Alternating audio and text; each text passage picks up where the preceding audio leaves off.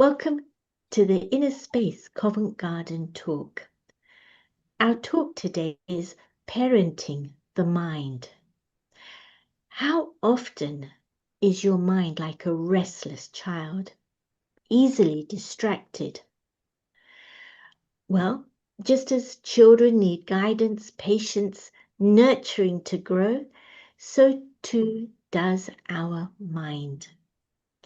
When we learn to manage our mind like a parent with love, gentleness, and discipline, it transforms into an ally, supporting us with clarity, resilience, and peace of mind. No, now there's no such thing as perfect parenting, or maybe I'm wrong and we'll hear about that. But there are things that we can do to make parenting our mind a little easier.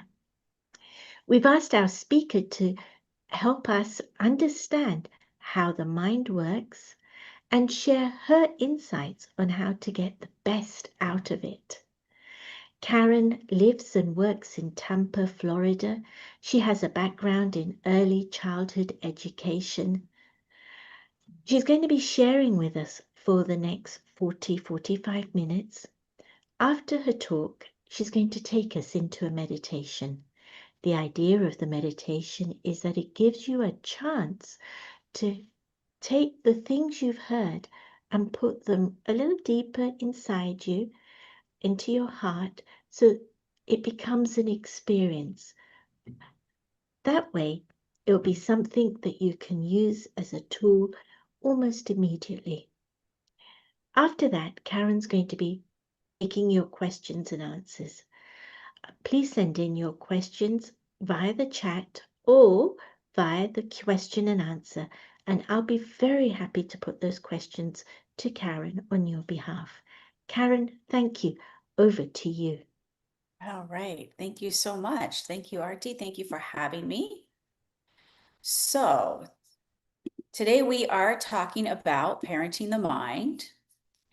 And so let's first talk about our mind. So the mind actually is our ability to think, our creativity, our ideas, our imagination, our it's our ability to visualize. And if I told you to imagine that you're at the beach and you can feel the warm sun on your face and you can hear the waves crash against the shore and you can feel the warm sun beneath your feet, like you can put yourself there, right? And that is all compliments of the mind. So mind is our ability to do all that. So mind actually does a lot of wonderful, wonderful things for us. But it also tends to be this unruly little child, right? So scientists have said that the average person has between 6,000 to 7,000 thoughts per day. So that's a lot of thinking going on, right? And all these thoughts tend to be just running around in different directions constantly, getting into everything, leading us into a lot of overthinking, which just leaves us feeling confused and tired and powerless. So it is possible to control your thoughts in your mind. It's not easy. It's way easier said than done. It isn't easy, but it is possible. And it's not a matter of being here or there. There's a lot of good stuff happening in between. So the more you're able to control your thoughts and set some limits for your thoughts and make your mind more, I don't know, when I say disciplined, then the easier it becomes for us. The more room there is for higher level thinking, the less exhausted we're going to feel. The easier we're going to be able to make decisions and access our own inner wisdom and intuition. Okay. So, first of all, the mind kind of rules our world, right? It interprets how we see things. It gives us opinions. It dictates our emotions, which, by the way, our emotions also come up into the mind. It helps us make decisions, our actions, all of that. But like I said before, it tends to be like this unruly little toddler who just runs around and everything that you don't want it to get into, it's getting into, right? So sometimes we wake up in the morning, we have the best intentions. And by the end of the day, like who knows where mine went throughout the day? It was all over the place. So we want to be able to control our thoughts so that they don't control us. And we want to be able to do that in a loving, nurturing way that upholds and empowers our own self-respect. So, first of all, who is the parent here? So the parent here is going to be either, whether you want to call it your higher self or your soul. So that is the parent. And to understand this relationship between the parent and the mind, it's first important to understand how it is that the soul works. So I'm going to share screen here. And hopefully, bring up a little visual. Okay. And full screen. There we go. Is everyone able to see that? Yes, hopefully. Okay. So there's three main parts of the soul. The first part is the mind. So like I said before, the mind is our ability to think, to visualize, to be creative, our imagination, our ideas. And if I was going to give you the analogy of a computer, the mind is like the monitor. So the mind is letting you see what's going on inside. So this is a very useful tool, and we're going to talk about that a little bit more later on in the talk. The next part is the intellect. So this is your ability to reason, to understand. It's your wisdom. It's your concentration. It's your intuition. It's that your conscience, all of that is in the intellect. And then the last piece here is your impressions. So the intellect would be like the software of the computer. It's taking in all the data and it's deciding how to categorize it. And then the impressions is going to be more like your hard drive. Okay. So this is where everything is stored, all of your memories, your personality traits, your habits, your belief system, whether you love chocolate ice cream or hate chocolate ice cream, all of that is stored in your impressions. And so the three of these work in a cyclic pattern. And so your impressions are going to color the type of thoughts that you have. The type of thoughts that you have are going to color the type of decisions that you make. The type of decisions that you make are going to dictate the type of experiences that you have and how you interpret those experiences. And then this, again, creates more thoughts in the mind. So I want to give you a little like story of how this happens. And I hope culturally this is applicable. But let's say that you needed a loan from a bank. Okay. Your whole future is riding on you getting this loan from the bank. And so you do all your research and you find the perfect bank with the perfect rate and the perfect terms. You get all your paperwork together and you get all dressed up and you go down to the bank to talk to the loan officer about getting your loan.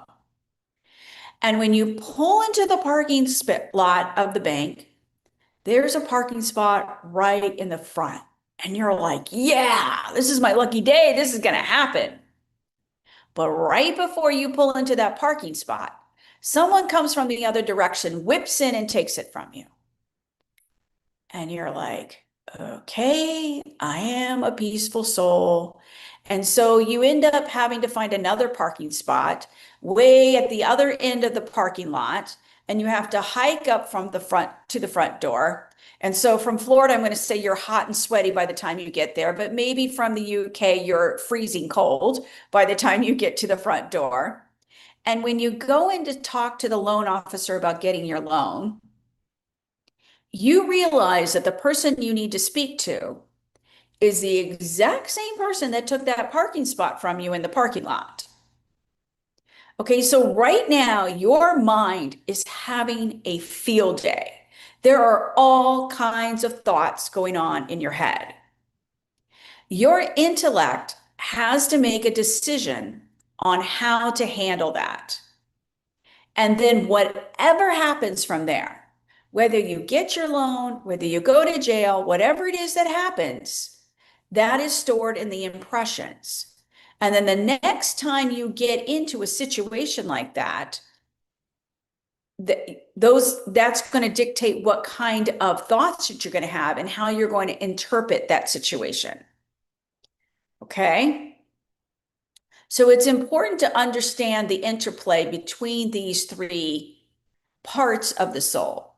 And so when I'm saying the parent is going to speak through the intellect. So whether it's your higher self or whether you're comfortable saying soul, it's going to speak to you through the intellect. And a couple of things to know about this. Number one, we have kind of left the intellect out of the picture.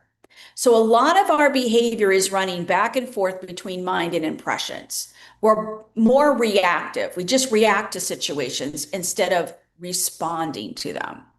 And so the intellect is going to help us respond instead of react. And this is one thing that happens in meditation. So I don't know if any of you have ever had the experience, if you've tried to meditate or want to learn to meditate, and you sit down and you try and you have a really hard time concentrating. Has that ever happened to anyone? Right? It happens to all of us. Okay. I can tell you that I have been practicing meditation for more than 28 years. And it's good, it's really good. Like you just get into this blissful state. But there are times that I still struggle, even after practicing for 28 years. Um, and it's important to see kind of like what's pulling me. Why am I having a struggle? Is it because the body's tired? Is it because the body's sick? Is it because I've been over busy? Like those kind of things. But what happens in meditation, when you're sitting there and you're trying to concentrate and all these other thoughts are coming in, there's this voice in your head that says, no, wait, come back, focus. That is the voice of your intellect. And so I like to say that there is victory in the failure.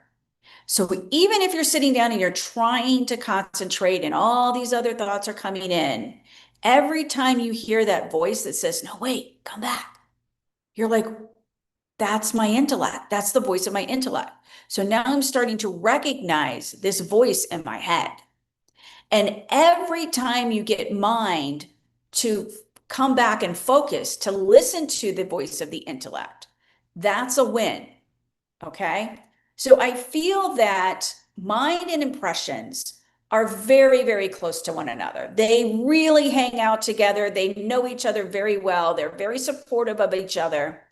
And if mind wants to think, everybody loves me, then impressions is going to go, I got that file. Let me feed that up. And here's all the memories and all the support that, yes, everybody loves you. And if mind wants to think, nobody loves me, then impressions is going to go, oh, I got that file too. So let's feed up all those memories. So they are very close to one another and supporting of one another.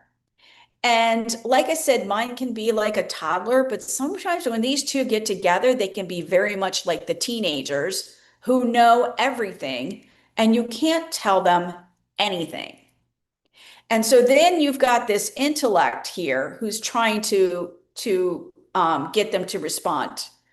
So I don't know how this works in any of the other BK's head, but in my head, my intellect wears a three-piece suit, has a military haircut, and likes to say things like, these are the rules and they're not negotiable. And then mind and impressions are constantly trying to negotiate the rules. And so let's go back to the bank for a second. So I'm sure that all of you are very, very lovely, peaceful, loving people, and you would not have done anything mean or hateful to the loan officer for taking that parking spot. But let's say you've got a habit here. Okay, when I talk about impressions being habit, there's a lot more to our behavior that's habitual than we realize. So, how we handle challenges is a habit. How we handle our relationships is a habit. How we handle stress is a habit. Our worldview is a habit. And so at that bank, maybe you would have been a little passive aggressive, maybe, or maybe you would have been like, ooh, this person is a very aggressive person. And now I'm guarded. I'm putting a wall up because I don't know what to expect from this person. And I feel like I really need to defend myself. And maybe intellect's going to come into this situation and say, you know what? You don't know this person's story and you don't know what they've been through today. So maybe they really need a lot more grace. Maybe they just really need you to be sweet to them. So mind and intellect are going to go, are you kidding me? Have you seen what goes on in the world? You don't know what people are like. You can't let people walk all over you. You don't even know what this person's capable of. So there's going to be like this argument going on here. And so I feel that there are three big steps to being able to really get the intellect involved so that we're trusting our parent and listening. So, number one is to recognize the voice of your intellect. So, again, when you're in meditation and you hear, no, wait, come back, focus, you can go, oh, that's my intellect. Secondly, is to quiet mind down enough so that intellect can get a word in edgewise. So, what I mean when I say quiet mind down enough, its mind's job is to think. So, we're never going to get mind to stop thinking. That's asking it to do something against its nature. But what we can do is slow those thoughts down and keep them on task, even if it's just for a few seconds. So if I was to think, I am a peaceful soul. So you see how I was able to hold on to that thought and make it last for just a couple of seconds and not get distracted while I'm holding it. So that's what I mean when I'm saying quiet mind down enough. So even if you can do that for several seconds, win. Okay. And the third step, which is a really big step, is to get mind to trust the intellect, that this is the voice of your own inner wisdom and that you can trust it. And so I would say start with little steps and then work up. So anytime you intellect says, come back, focus, and mind is able to come back and focus just for a few seconds, you are working on that relationship between the two. And so you're starting to help mind get a little bit more disciplined. So I'm going to stop sharing now. Okay. So I hope that that makes sense. All right. So, a couple of things about parenting the mind. So let's think about some of the things that you do for a small child. And those parenting skills are also very, very useful when we are trying to rein mind in and get it to focus, concentrate, think the kind of thoughts that we want it to have. Okay, so let's think about some of the things as a parent you would do for a small child. First of all, You want to be able to pay a lot of attention to your child, right? So what we want to do is let's look at what kind of thoughts are going on in our heads. So first of all, what I want you to do is let's just take, I'm going to set my timer for 30 seconds. And let's take 30 seconds and I'm going to be quiet. And I want you to just observe the thoughts that are going through your head.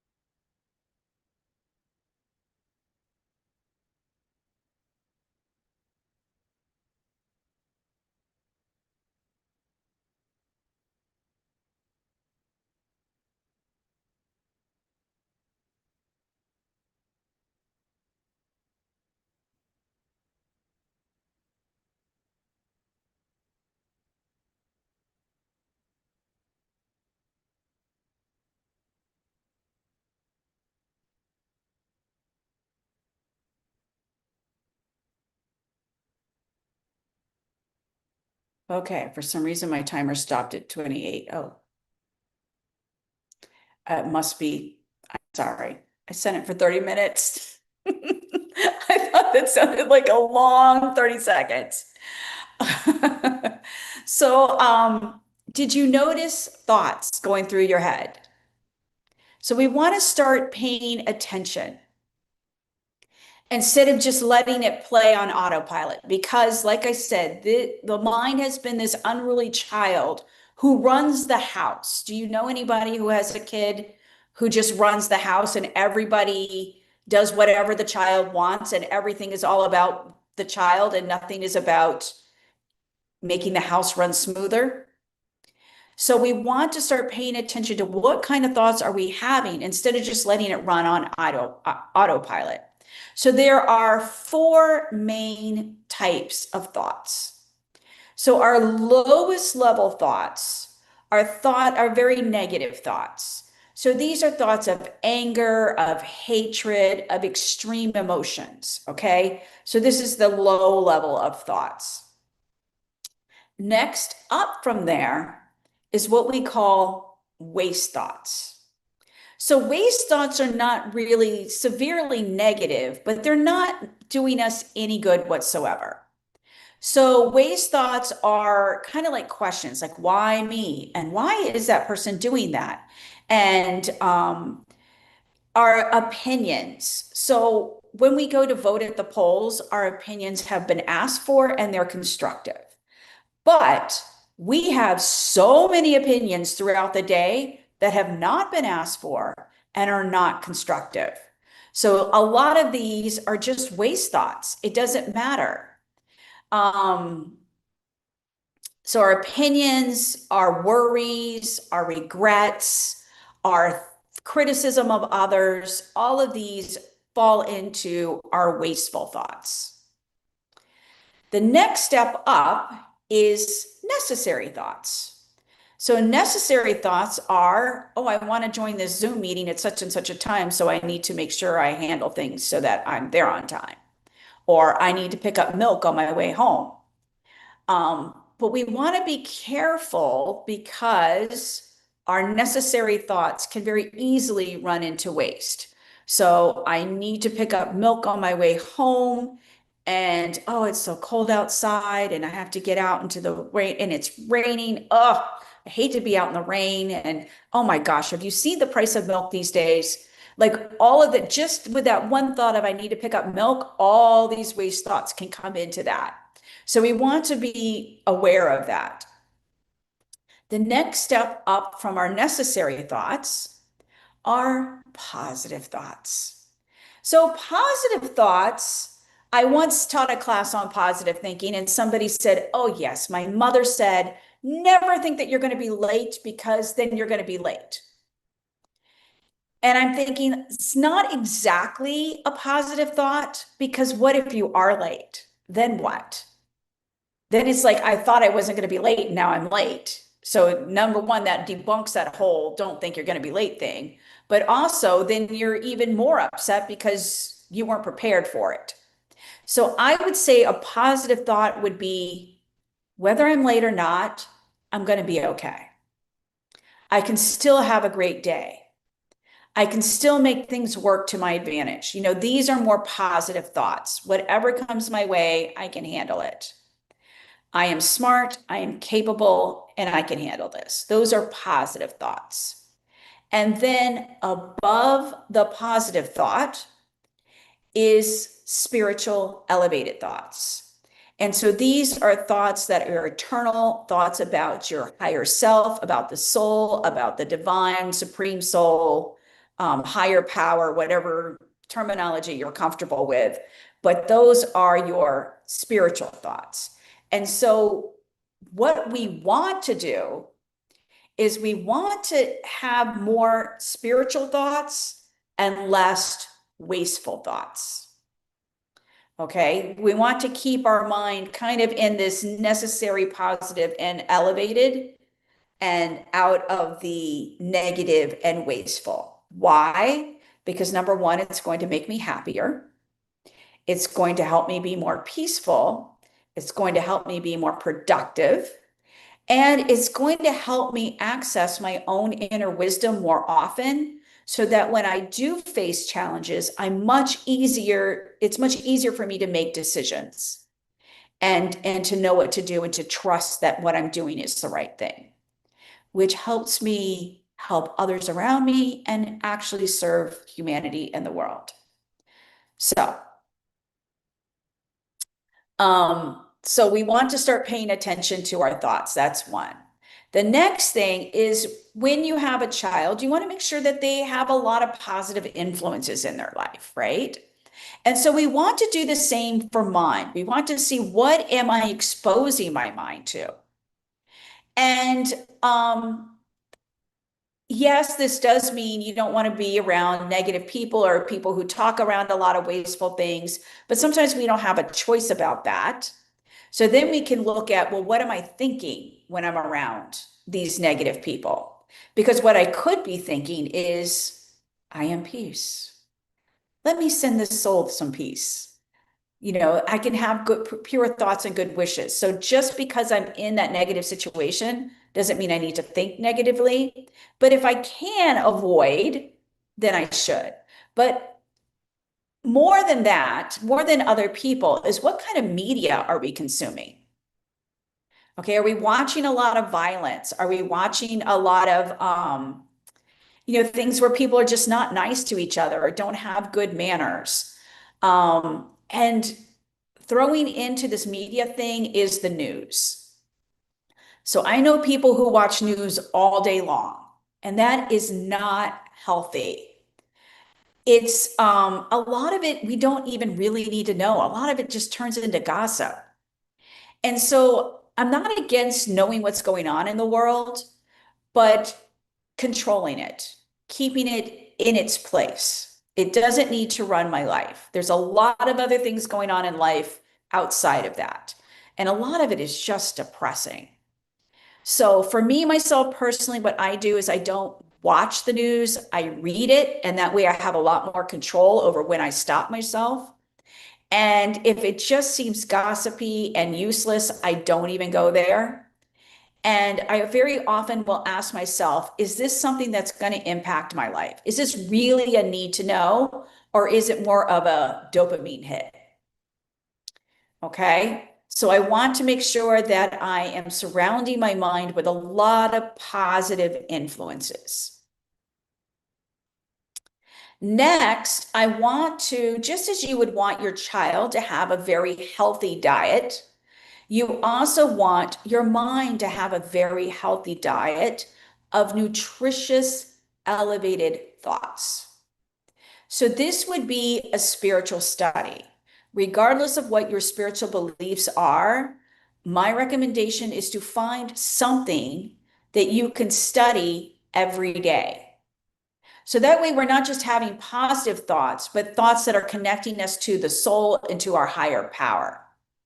And it's best to have this practice early in the morning so that it gives you kind of an anchor for your day, and it gives you something to direct your mind back to throughout the day so that you can remind yourself throughout the day. So in the BKs, we have what we call traffic control. So it's an app on the phone and it comes on every hour on the hour, and we just stop and turn our thoughts back to elevated thoughts. Wherever we're at, whatever we're doing, stop the traffic of the mind and turn it towards something elevated. And the reason why it's important to have a spiritual study every day is that you need to keep giving your mind fresh, something fresh to think about. Because the same old gets stale, and then mind just doesn't want to go there. It's boring, is what your little kid in your head would say. So if we're studying something new every single day, then we're giving it something fresh to think about and keeping it interesting so that we get more buy-in. Okay, and then the last big idea is discipline. So we want to have, just as we would have some boundaries or some rules that we would need our kids to follow. And why do we have rules and boundaries? Not because we want to ruin their lives, because we want what's best for them and we want them to reach their highest potential. And so it is the same for mind. We're not doing this to limit ourselves or to make ourselves feel confined. We're doing it because we want what's best for our mind, and we want our mind to be able to reach its highest capacity. And so have some thoughts. This is a good meditation topic to kind of sit down with yourself and think about, what is my mind doing that I don't want it to do? And where should I set some boundaries? Where should I say, mind, just don't even go there? You know, maybe like being critical of others or finding faults in others, or maybe buying into your own self-limiting beliefs. So noticing, you know, these kind of things are off limits, and I want to keep you out of there. It's not good for you to go there. Okay? So you want to notice when your mind is getting into something you don't want it to.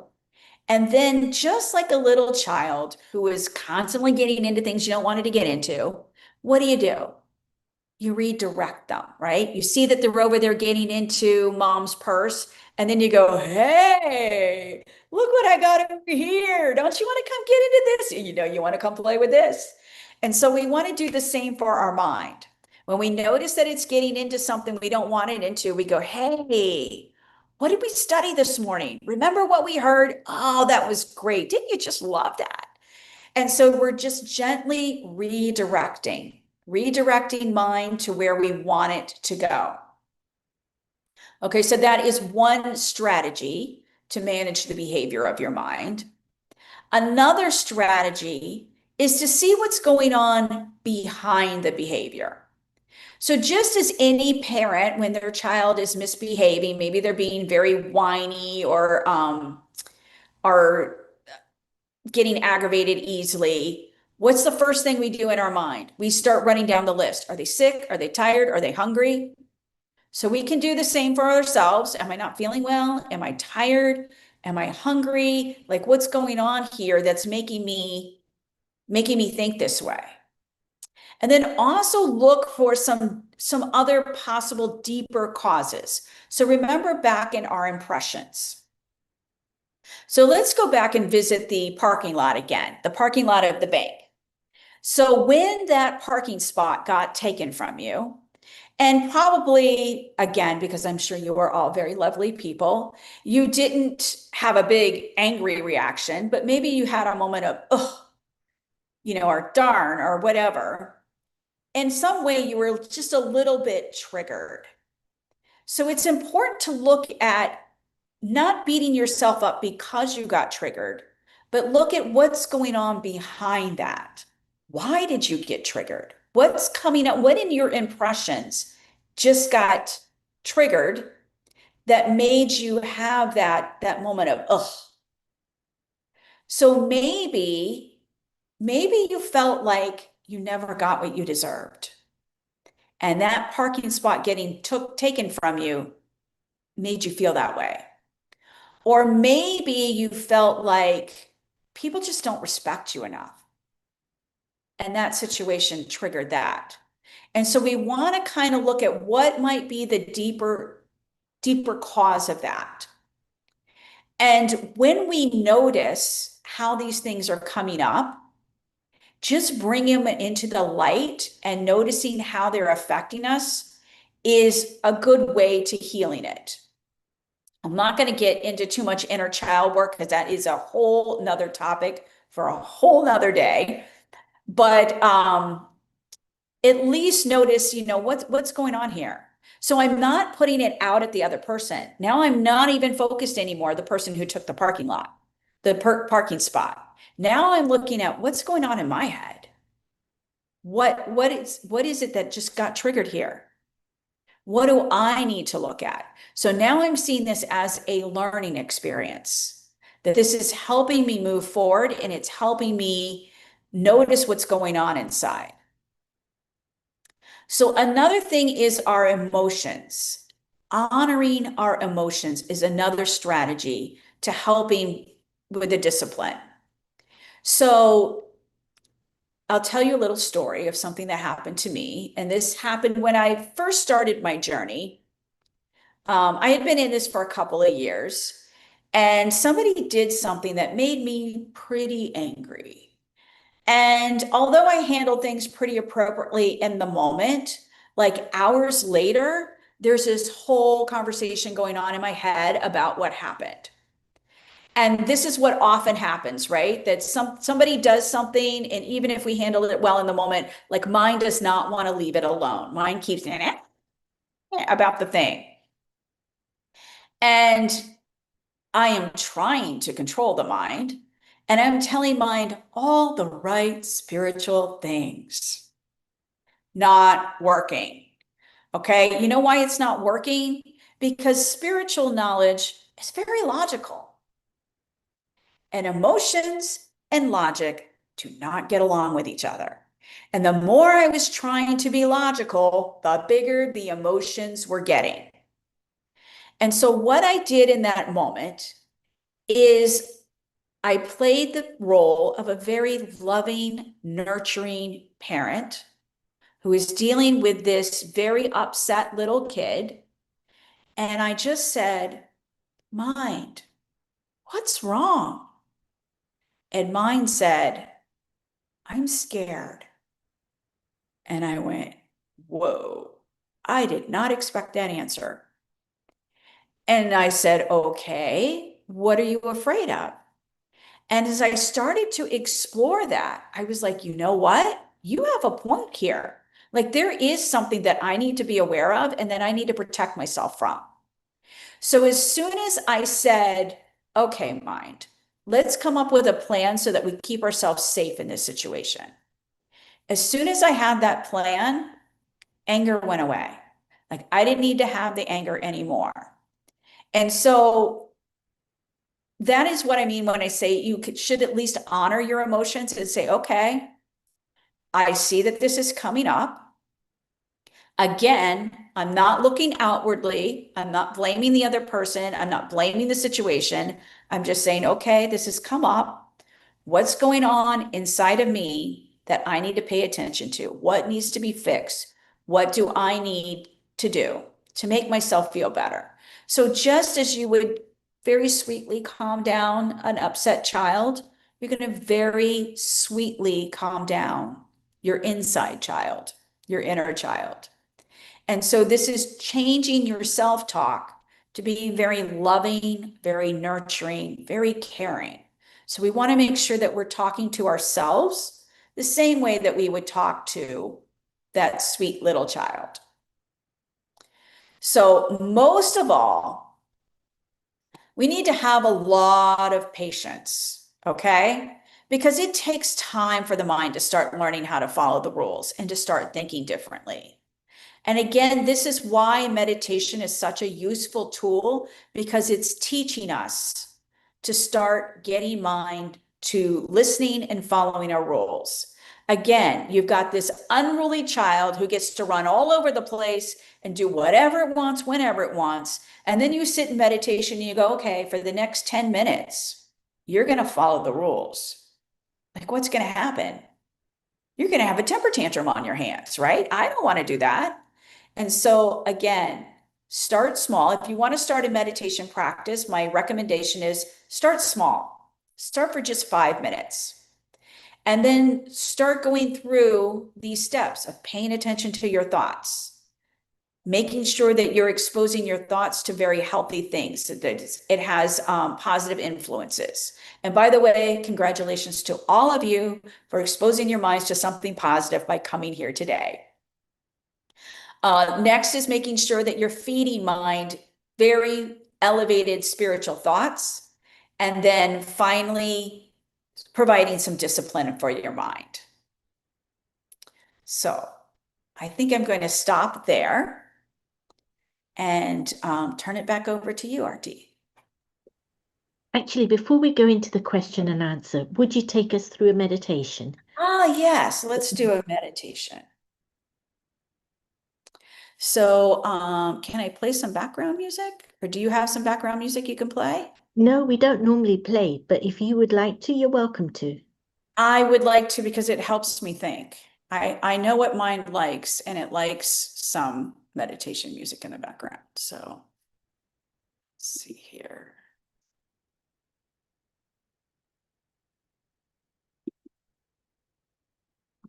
If you live in a Florida zip code and have 0 DUIs in the last 5 years, listen carefully.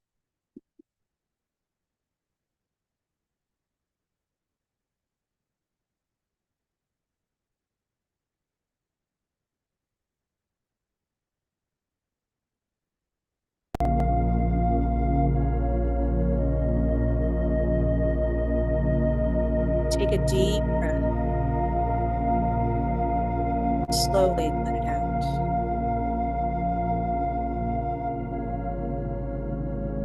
I center my awareness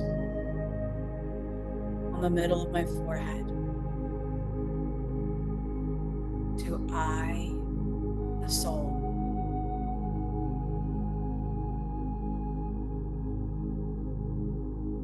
For a moment, just allow my mind to think what it wants to think. And I observe those thoughts without judgment, without force. Simply watch.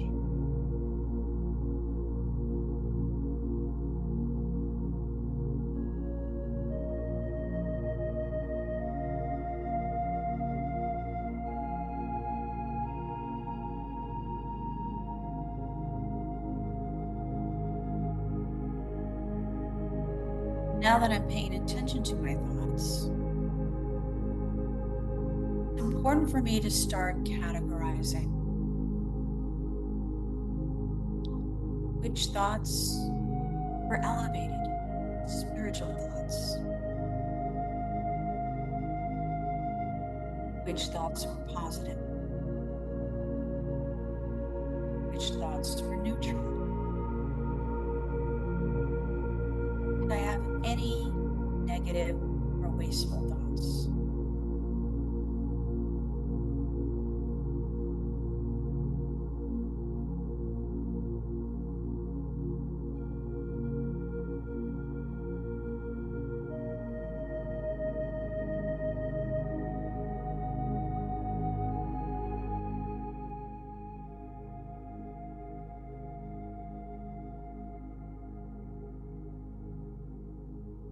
Now I take a moment to address any wasteful thoughts that may have come up.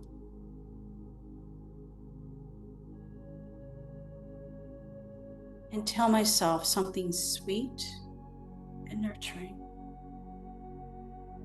to help transform that thought into something more positive.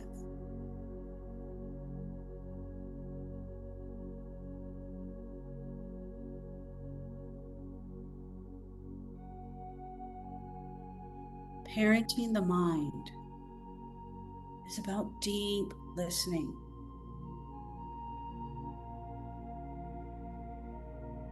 About listening to myself.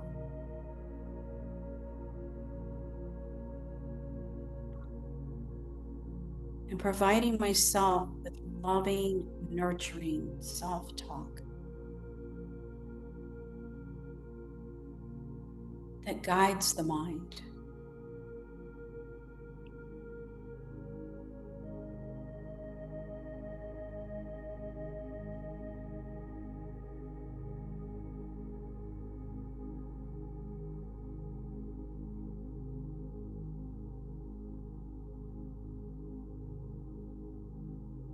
Now for a moment, I visualize myself walking through my day. People I will meet, the things I need to accomplish.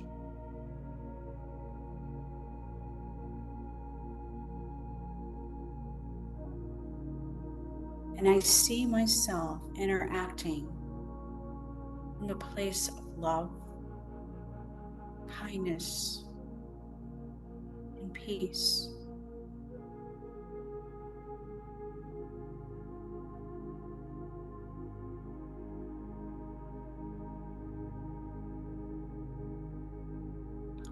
When I am able to parent the mind, to control my thoughts,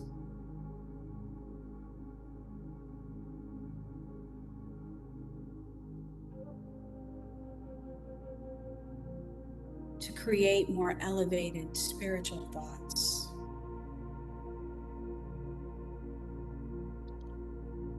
my words and my actions transform.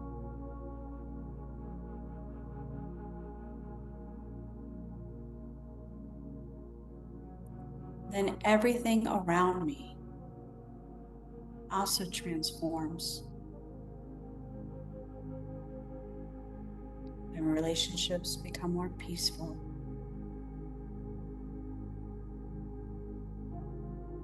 I become calmer. And I'm able to handle any problems or situations from a place of steadiness and wisdom.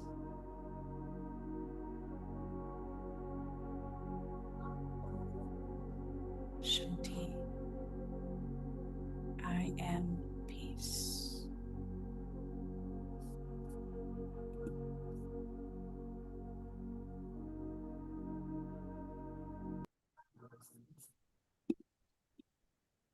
Thank you for taking us through that meditation, Karen. And also the talk. People are saying they loved it. So thank you very, very much. That it was very practical strategies that you and helpful strategies you shared with us. So thank you. There's a few questions that have come in, if I could put those to you. Yes, absolutely. The first one that's come in is, how do you slow your thoughts down when you gave the example of saying, I am peaceful? And my first instant response was, no, I'm not. And I had a whole series of reasons why I was not, or examples that I was not. What do you do? How do you do it without suppressing? Right. And that is a good question. And for congratulations for noticing that, first of all, that that thought did come up. And then ask yourself, well, why do I feel like I'm not peaceful? Like, what is getting in my way here? And then once you address that, so maybe there are some things that you don't have control over that are making you feel less peaceful.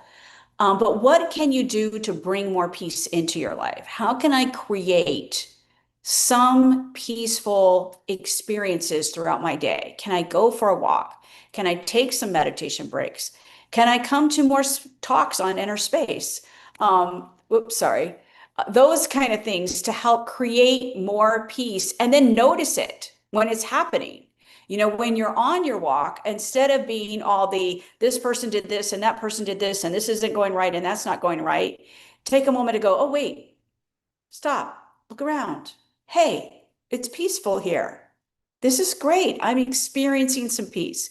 So what you pay attention to, you get more of. So when I was a classroom teacher, they used to tell us this all the time. What you pay attention to, you get more of. So if you're constantly paying attention to the misbehaving child, sooner or later, everybody's going to start behaving like that misbehaving child because they want that attention. So if you start paying more attention to your peaceful thoughts, then you're going to get more of those. So I hope that answers that question for you. That's very interesting. Whatever you're going to give your attention to, behavior is going to follow in that direction. And perhaps not just your own, then other people's as well, is the example. Yes. That's quite powerful. We're not just changing the quality of thoughts and feelings in ourself for ourselves. We're actually going to be doing it for others without realizing it. I hadn't thought of it that way. That's really powerful. Thank you. The next question is actually a little similar, but slightly different. The person is saying, you spoke about trust, developing trust. How do you do that when I have let myself down so often? For example, my diet begins every Monday morning.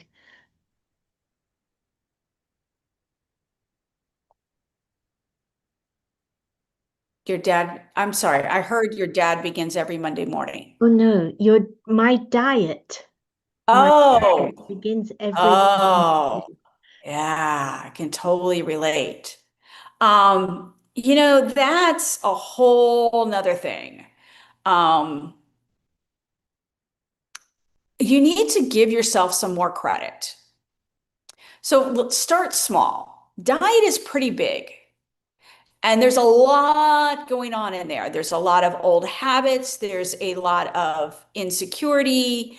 There's a lot of cultural pressure. Um, Start by just loving yourself where you're at. I think that's big step one. Just loving yourself where you're at, telling yourself, I am so grateful for this body, all the things that this body does for me.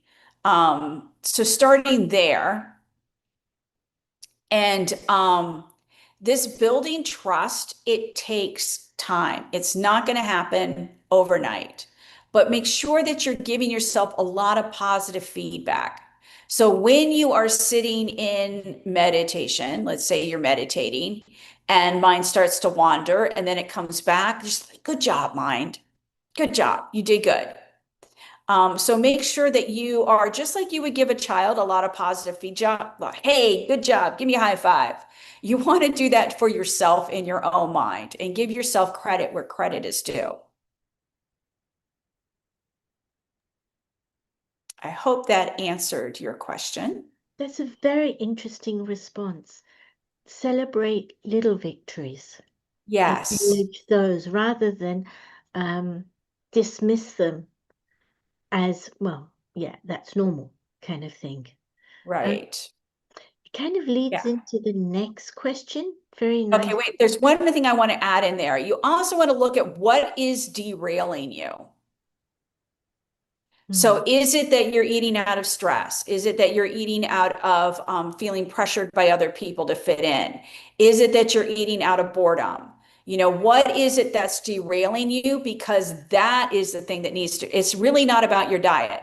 Your diet is a side effect. Your diet is a side effect of whatever else is going on inside that's keeping you there. And maybe you just love yourself the way you are. Yeah, absolutely. Absolutely. Yeah, start with where you're at. Don't Yeah. start with where you're not at. That's Mhm. such a sensible thing. We tend to forget it. I know I do tend to forget that. So yes, thank you. Thank you Mhm. very much. Um, Next question.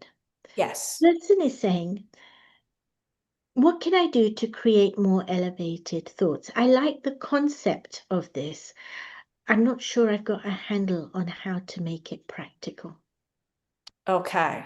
So I would start with whatever spiritual information that you are into, whether it's a particular author that you like, whether you have a spiritual or a faith-based practice, whatever it is for you, whether it's the Bible, the Quran, whether it's Wayne Dyer, whatever it is, find something.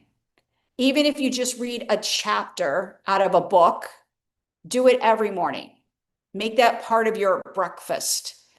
And then throughout the day, that gives you something to think about. It gives you some sort of food for thought. And you want to do that every single day so you have something fresh and new to revert back to. So you're going to ask yourself, like, what does that mean? What does that mean to me? What does that look like in my life? How can I put that into practice? So you want to start kind of asking yourself some open-ended questions to make that information personal and to help process it. Thank you. There are a few more questions, but I am aware that you need to get back to work. So what I'm going to do is make our announcements and also say to you, there are a number of requests that have come in.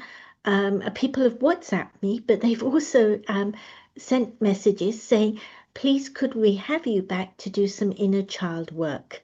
So, so if it's okay with you, I will get back to you with that request Sure. in the diary. Thank you. Thank you so much. Yes. My pleasure. Thank you for having me. It's been a pleasure. Oh, it's been an absolute pleasure from us to have you share this today, this session with us.